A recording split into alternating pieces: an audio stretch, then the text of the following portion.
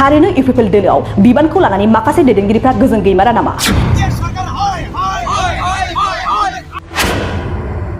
मा जाहोनाव सानफा एफा इउपिपिएल राजखान्थि दोलोआव बिबानखौ लानानै दोलोजों दोलो सियार बुख्रुबलायनाय आरो सावख्रुबलायनाय? साननैसो सिगां मसलपुर ओनसोलावबो गावजों गावनो बिबानखौ लानानै दाङाबाजि सोमजिदोंमोन आरो दिनैबो 8 नं दतमायाव बिबानखौ लानानै सियार बुख्रुबलायनाय आरो अर सावलायनानै इउपिपिएल दोलोनि सोद्रोमाफोरानो इउपिपिएल गो बेक, गबिन्द बसुमतारी गो बेक बायदि बायदि स्ल'गान होनाया रायजो राजाफोरखौ साननो गोनां खालामदों।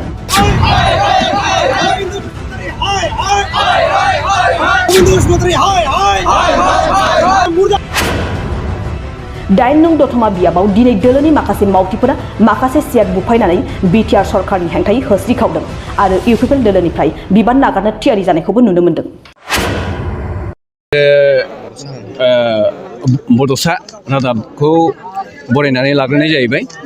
जोंहा गोबाव समनिफ्राय बाहाय जोंनि दुमब्रिगुरि BCDC-आवहाय चेयारमेननि मोनसे केलेंकारि जानानै दंबाय थायोमोन। दा बे समावनो जोङो जोंनि लुगैनाय बायदि जेनेखि चेयारमेन जोङो मोननैबो प्राइमारिजों जेनेखि जों जा डिसिसन लानानै चेयारमेनखौ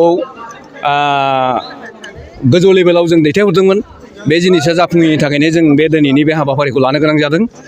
जोङो 17/11/2021 जेनेखि आगुनि चेयारमेन रोंगौसा ब्रह्म बिथाङा नारि केलेंकारियाव जरित जानानैहाय माने गावनो गाव बिबानखौ एंगारनानै लादोंमोन।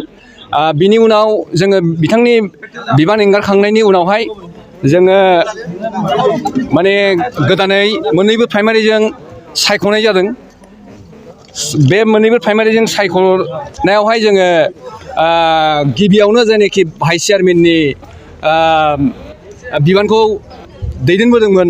दा बिथांखौ जोङो चेयारमेनाव आपग्रेसन खालामनानै आरो बिनि उनाव जोङो दुमब्रिगुरि प्राइमारिनि जायनाखि प्राइमारिनि प्रेसिडेन्ट बिथांखौहाय जोङो भाइस चेयारमेनाव दैथायहरनाय जादोंमोन। दा बेखौ जोङो प्राइमारियाव पास खालामनानै ब्लक लेभेलाव हरनाय जादों। ब्लक लेभेलनिफ्राय जोङो आरोबाव डिस्ट्रिक्टआव हरनाय जादों। डिस्ट्रिक्टनिफ्राय सेन्ट्रेल बे जिनिसखौहाय जोङो माने दैथायहरनाय जादोंमोन। दा सेन्ट्रेलनिफ्राय जोङो सेन्ट्रेलनि जायनाखि वार्किं प्रेसिडेन्ट मानगोनां रोनगोरा नार्जारि सारनिफ्राय बिथाङा जोंनो लिरनानै हरदोंमोन। दा बिथांनि लिरनाय मथे जोङो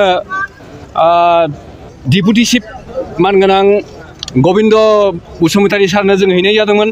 नाथाय जोंनि हैनायखौहाय डिपुटि चिफ सारा गनायाबालानो गोदानै नैबे 14 थारिखआवहाय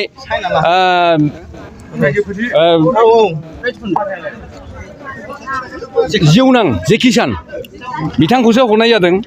दा जोंनि प्राइमारिनि आरो ब्लक लेभेलनि डिस्ट्रिक्टनि सेन्ट्रेलनि मोनफ्रोमबो जायनाखि जोंनि पार्टिनि बे नियमजों थांनायखौहाय बिथाङा नेवसिनायनि थाखायनो जोङो बिथांखौ माने नैबे चेनेलनि थ्रुयै जोङो बुंनो सानदों जे बिथाङा सासे गावनि बेक्तिगत सार्थजों सोलिग्रा सासे डिपुटि चिफ होननानै जोङो बिथांखौ दा सानो। मानो होननानै बुङोब्ला बिथाङा दिनै रायजो राजानि गोबां सार्थखौ रायजो राजानि जायनाखि लुबैनाय हास्थायनाय बेखौ बिथाङा फेलें खालामनानै होजोबबाय। दा बिथांनि जायनाखि सेलेक्सन खालामनानै हरनाय बियो NDBSनि जिउनां NDBPनि जिउनां जेकिसान होनो बसुमतारी जादब बेखौ हरनाय जादों। दा जोंहा बाहाय एसेबो गोजोननाय गैया। मानो होननानै बुङोबा जोंहा जोंनि रायजो राजानि लुगैनाय आरो मोननैबो प्राइमारिजों जोंहा जे थांखि बे थांखि मथे जोङो आगुनि जायनाखि जों सायख'खानाय मानगोनां सोमखोर ब्रह्म बिथांखौनो जों लुगैयो दासिमबो। दा जोङो मोनसे खावलायहरो सेन्ट्रेलसिम जाहाथे बे जिनिसा जाफुंनानै फैफिनो। आरो जुदि जोंथ' अलरेडि रिजार्भेसन होखागोन आरो होखागोनबो। मानो होनना बुङोबा जुदि जाफुङाबा जोङो हमना लादो इउपिपिएलआ गिदिर खहा जागोन मानो होननानै बुङोब्ला बावहाय रायजोनि गांनाय लुगैनायनि खोथा दङ बे समाजनि खामानिखौ मावनाया बिसिडिसिनि बांसिनानो बिसिडिसि चेयारमेनानो बांसिन मावनाय जायो दा बिनिखायनो जोङो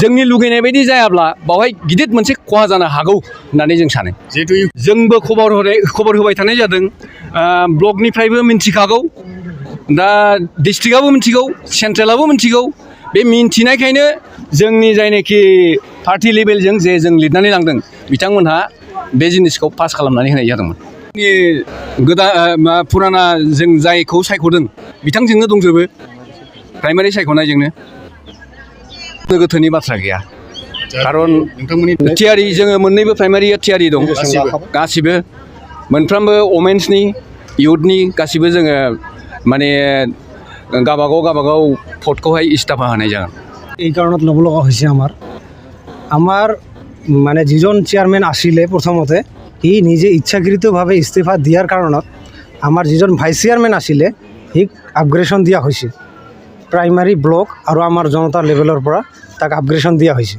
আপগ্ৰেডেশ্যন দিয়াৰ পিছতো এতিয়া আমাক এই চেয়াৰমেনক মানে বাতিল কৰি নতুনকৈ চেয়াৰমেন নিজে ইহঁতে চেণ্ট্ৰেলৰ পৰা নিজে সিলেকশন কৰিলে আৰু কি এইটো আমি কেতিয়াও মানি ল'ব নোৱাৰোঁ কাৰণ আমাৰ বড়ো মুছলিম কোচ ৰাজবংশী যিবিলাক মানুহ আছে সকলো জনগোষ্ঠীৰ লগত মিলি আৰু খাপ খোৱাকৈ যিজনে কাম কৰি আছে এইজনকে আমাৰ প্ৰয়োজন আৰু এইজনকে বাহাল থাকিব লাগে এইটো আমি Btr চৰকাৰক আপত্তি জনাইছোঁ এইটোৱে বাহাল থাকিব লাগে আৰু যিটো নতুনকৈ দিছে এইটো কাটি দিব লাগে এইটো আমাক নালাগে কেতিয়াও নালাগে হয়নে নহয় লাগে আমাক শংকৰ ব্ৰহ্ম জিন্দাবাদ আমাক তাকেই লাগে আমাৰ নতুনকৈ নালাগে गोजोनथाव खौरां आसामाव थानाय बयनिख्रुइबो साबसिन सोलोंथाइ होग्रा मिरुफोरनि गेजेराव टेक बुस्टाराबो गंसे क'क्राझार जिल्लानि सिङाव थानाय CST फिसारि मावख'नि साखाथियाव थानाय खारगावआव बे टेक बुस्टारा दङ बेयाव बयनिख्रुइबो मोजांसिन सोलोंथाइ आरो नेम सोलिनाय गोग्गो थाखो खथानि सुबिदा दङ सारा भारतनि गेजेराव सायख'जानाय बायदि सोलोंथाइजों सोमोन्दो थानाय फोरोंगिरिफोर दङ टेक बुस्टाराव प्रफेशनेल जार्नालिस्ट आरो टेकनिकेल कर्सफोरखौ होनाय जायो 24 घन्टा रैखाथिनि थाखाय मोजां सुबिदा आरो टेक बुस्टारा नोंथांमोनखौ सौहैहोगोन नोंथांनि थांखिसिम टेक बुस्टारा नोंथांनि सिमांखौ जाफुंसारनांगौनि थाखाय गांल' नङा साहस आरो गोहोबो होगोन सोलोंथाइ लाखांनायनि उनाव 100% प्लेसमेन्टनि खाबु दङ सोलोंनो गोसो गुदुं बिथांमोना 9395695095 जानबुं नाम्बाराव जगाजग खालामनो हागोन